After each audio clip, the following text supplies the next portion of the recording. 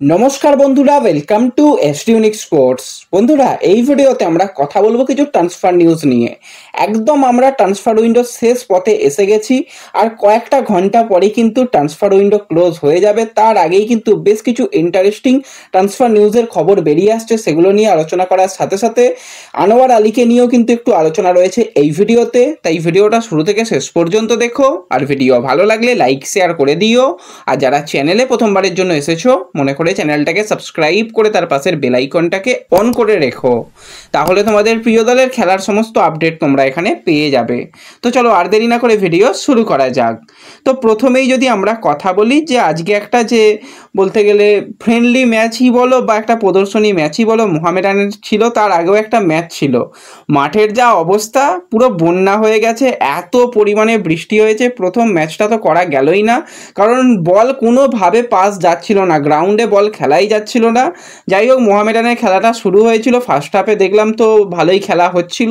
তো ওই ম্যাচটা নিয়ে পরে আলোচনা করা যাবে। এমন কিছু ম্যাচটার মধ্যে নেই যে একদম দেখতে হবে বা করতে হবে। তো পরে মোহামেডানের খেলা নিয়ে আলোচনা করা যাবে। তো এরপরে যদি নেক্সট আপডেটের দিকে চলে আসি, সরাসরি চলে আসবো আমরা হায়দ্রাবাদ এফসির দিকে।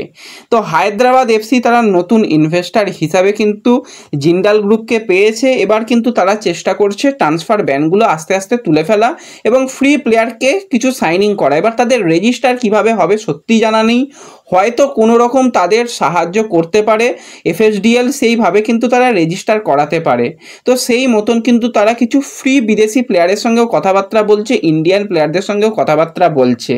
এবং হায়দ্রাবাদের ISL champion captain Joao Victor, যে কিন্তু ব্রাজিলিয়ান একজন প্লেয়ার, লাস্ট সিজনেও কিন্তু সমস্ত বিদেশি প্লেয়ার ছেড়ে চলে গেলেও জোয়াও ভিক্টর কোনো রকম বলতে গেলে স্যালারি ছাড়াই সে খেলে গেছে এবং তার কন্ট্রাক্ট রীতিমতন শেষ হয়ে গেছে। হায়দ্রাবাদ এফসির নতুন ম্যানেজমেন্ট কিন্তু জোয়াও ভিক্টরকে রাখার জন্য একদম চেষ্টা করছে, নতুন করে কিন্তু তার সাথে কন্ট্রাক্ট আরও বাড়াতে চলেছে, এরকমটাই আপডেট রয়েছে। তো খুবই একজন ভালো প্লেয়ার, ভালো মনের মানুষ, এবং তাকে যদি আমরা হায়দ্রাবাদের জার্সি গায়ে আরও কিছু সিজন খেলতে দেখি তো খুবই ভালো হবে। এবং সেন্টার ব্যাক এবং ডিফেন্সিভ মিডফিল্ডার দুটো পজিশনেই খেলতে পারে জোয়াও ভিক্টর।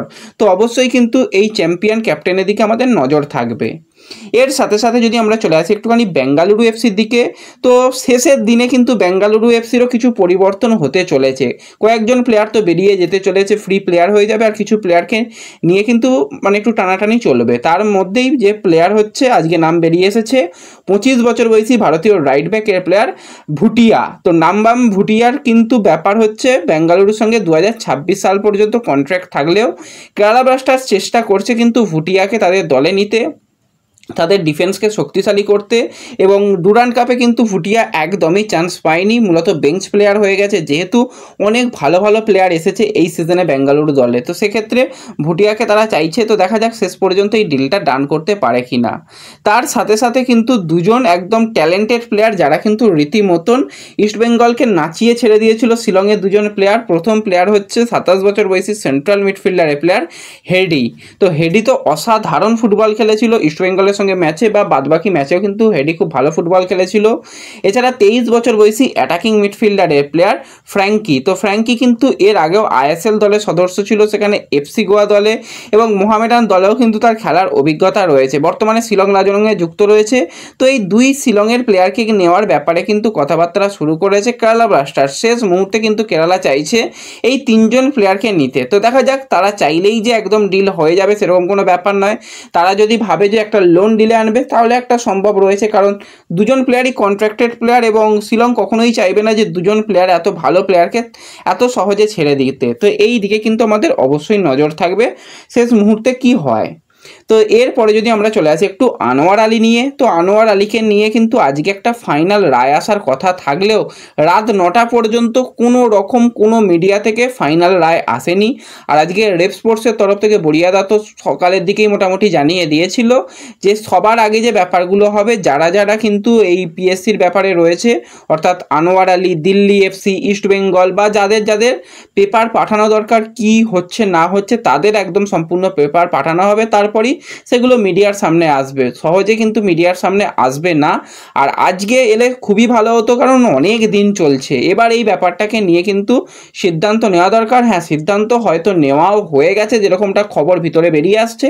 শুধুমাত্র বাইরে আসাটা সময়ের অপেক্ষা। আজকে মধ্যরাত্রের মধ্যে যদি আপডেট কিছু আসে তো অবশ্যই আমরা ফেসবুক পেজে সেটা শেয়ার করে দেব।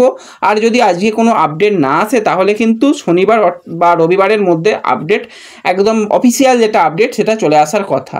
এবং কোনো পক্ষই এই রায়ে খুশি হবে না, এটুকু তোমরা ধরে রাখতে পারো।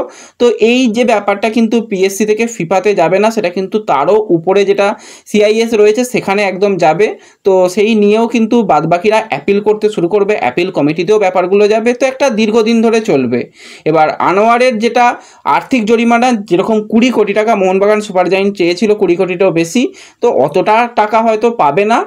তো মোটামুটি ওই 6.5 থেকে মোটামুটি 8.5 কোটি টাকার মধ্যে ওই আর্থিক টাকা তাদের দিতে হবে। তার সাথে সাথে আনোয়ার আলীর কিন্তু একটা 3 মাস বা 4 মাসের কিন্তু একটা ব্যানও হতে পারে, যদিও আমরা কিচ্ছু জানি না কি হবে না হবে।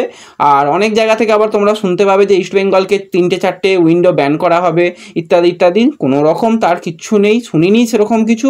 আর যদিও আপডেট সেরকম কিছু আসে তো অবশ্যই জানানো হবে, বা পরবর্তী সময় অ্যাপিল কমিটিও ব্যাপারগুলোকে নিয়ে দেখবে, সেই দিকেও আমাদের নজর থাকবে। চাপ নেওয়ার কিছু নেই, যা হবে আর কয়েক ঘন্টার মধ্যেই হবে, এটুকু তোমাদের বলে রাখছি। তো এই ভিডিওতে এটুকুই আলোচনা করার ছিল।